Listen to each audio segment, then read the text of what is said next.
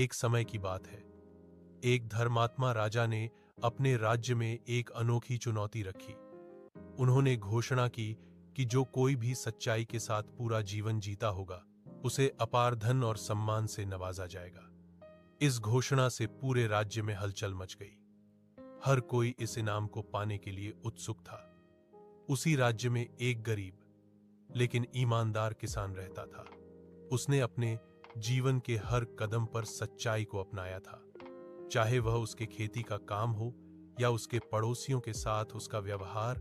वह हमेशा सच्चाई के मार्ग पर चलता रहा।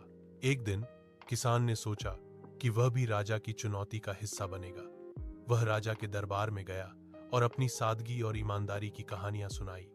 उसने बताया कैसे उसने अपने खेत में सोने की मुद्राएं पाई थीं, परंतु उसने उन्हें उसके असली मालिक को लौटा दिया। कैसे उसने अपने पड़ोसी की भूलवश भेजी गई अनाज की बोरी उसे वापस कर दी थी। राजा उसकी कहानियों से प्रभावित हुए। उन्होंने महसूस किया कि किसान ने न केवल शब्दों में बल्कि कर्मों में भी सच्चाई को अपनाया था। राजा ने उसे इनाम के रूप में सोने के सिक्के, नई भूमि और राज्य में सम्मानित स्थान दिया और आश्वासन दिया कि उसकी सच्चाई और ईमानदारी का राज्य भर में गुणगान किया जाएगा। इस घटना से प्रेरित होकर अन्य लोगों ने भी सच्चाई के मार्ग को अपनाने का संकल्प लिया।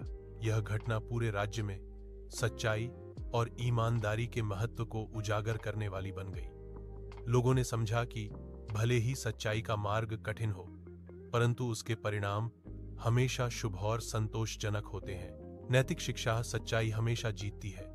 यह कहानी हमें यह सिखाती है कि सच्चाई का मार्ग चुनना हमेशा फलदायी होता है और अंत में यही जीत की कुंजी होती है।